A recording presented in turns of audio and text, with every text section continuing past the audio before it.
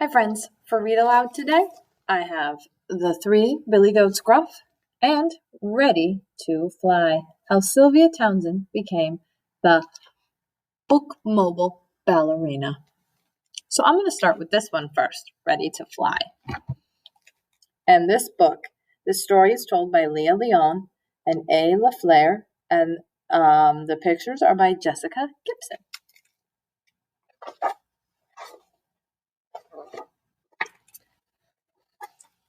Born with the beat in my feet, I jive to daddy's jazz and sway to mama's symphonies. As musical notes start to float, I rise to my toes, ready to fly. When our secondhand TV fills with beautiful dancers, all feathered and fine, I say, I want to do that too. Sylvia, mama says, they're dancing the ballet. Swan Lake. Ballet? Oh, I need to learn ballet, Sylvia says. Can I take lessons?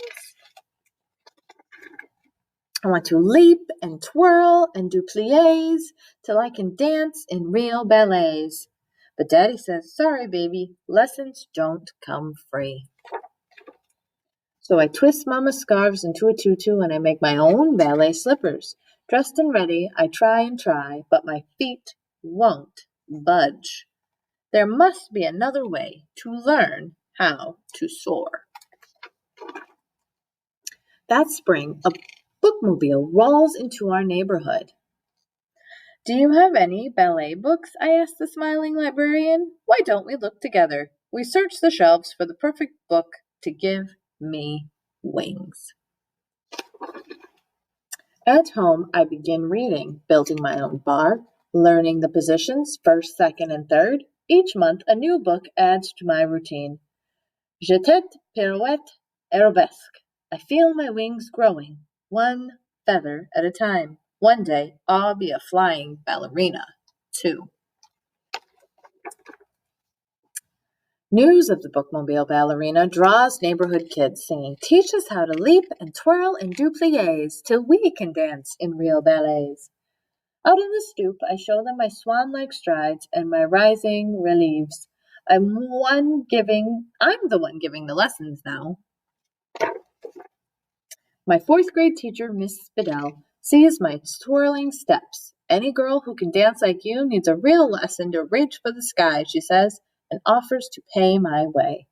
Mama, Miss Spidell, and I set off to see some ballet schools. The first school says, too full.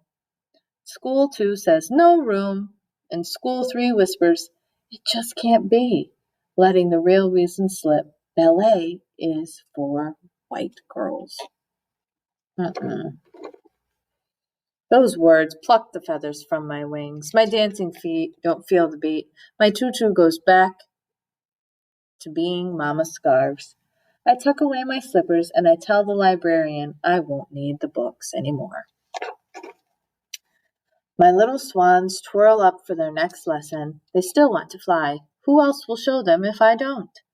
Lesson by lesson, we grow more feathers until we sashay onto the school talent show stage in the fall. The best part comes as an encore. Backstage, another dancer says, my daddy thinks you should meet Madame Solika. She came all the way from Russia and teaches us to dance too. Like the ballerinas from TV? Could this really be? I jump at the chance to finally get my wings. When the day of the audition arrives, I soar through the studio door. Seeing the mirrors, I freeze. But the music starts to float, and so do I. Rising to my toes, I fly across the floor. Daddy's jazz becomes a beat in my feet, and Mama's symphonies help me soar.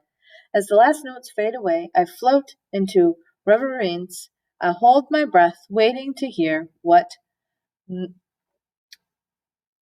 Miss Swakika will say. Smiling, she says, you've never had a lesson, dear? I bow my head, whispering no. Well, you're a beautiful dancer. She takes me under her wing, offering me a free place at her school. Every book, every beat, every practice the bar has brought me to this day. All feathered and fine, I'm a ballerina who can leap and twirl and do pliés and loves to dance in real ballets. A ballerina whose little swans are ready to fly. See, it says Sylvia's Art of Ballet School of Dance. So she had a dream of becoming a ballerina, and she practiced and she practiced and she tried super hard, and she got to become a ballerina. So this is a great book to help show you you can do anything that you put your mind to. And the other book I have for you today, friends, is The Three Billy Goats Gruff. Once upon a time, there were 3 billy goats, and the name of all 3 billy goats was Gruff.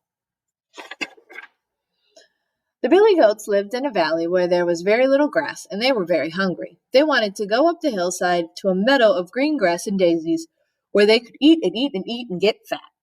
But on the way up, there was a bridge over a river, and under the bridge lived a mean and ugly troll. The youngest billy goat, Gruff, decided to cross the bridge. Trap, trap, trap, went the bridge. "Who's that tripping over my bridge?" roared the troll. "Oh, it's only the tiniest little billy goat," said the first billy goat, Gruff, in his very small voice. "I'm on my way up the hillside to make myself big and fat." "No, you're not," said the troll. "For now I'm going to gobble you up." "Oh, please don't eat me, I'm too little. Wait for the second billy goat. He's much bigger." "Well, then go ahead," said the troll. After a while, the second billy goat, Gruff, came across the bridge. Trip, trap, trip, trap, trip, trap, went the bridge. "Who's that tripping over my bridge?" roared the troll. "It's the second billy goat, Gruff. I'm on my way up the hillside to make myself big and fat," said the billy goat, and his voice was not so small.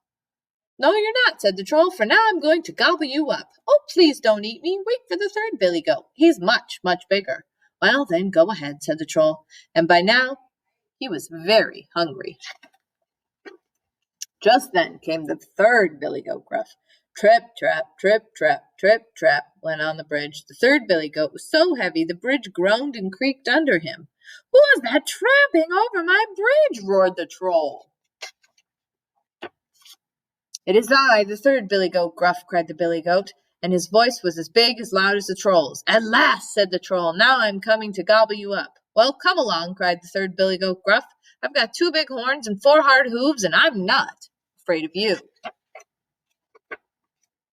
So up climbed that mean, ugly troll, and the big billy goat butted him with his horns and stomped on him with his hooves and tossed him off the bridge and into the river below. Then he went up the hillside to join his brothers. In the meadow, the billy goats got so fat they were hardly able to walk home again. In fact, they're probably still there. So snip, snap, snout, this tale is told out. Thank you for joining me, friends. I'll see you tomorrow.